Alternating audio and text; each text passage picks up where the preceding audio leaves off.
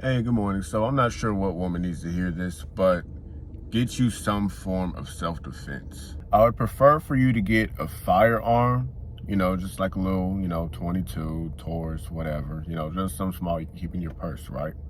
But I understand not everyone likes firearms, understandable. But if you do not want a firearm, if you have the choice between, you have three options: pepper spray, a taser, or a knife. Don't get the taser, and I'm gonna tell you why.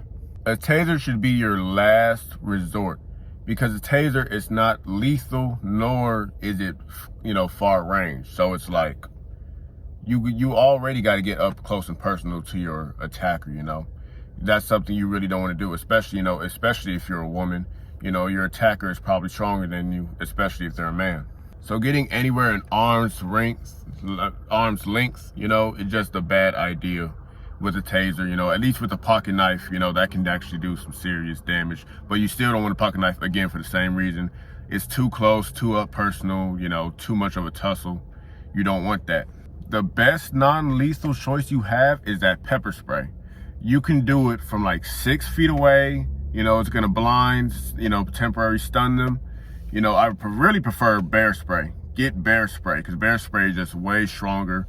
That can actually do long-term damage, and that's honestly, you don't want to do that, but if they're attacking you, you got to put you first.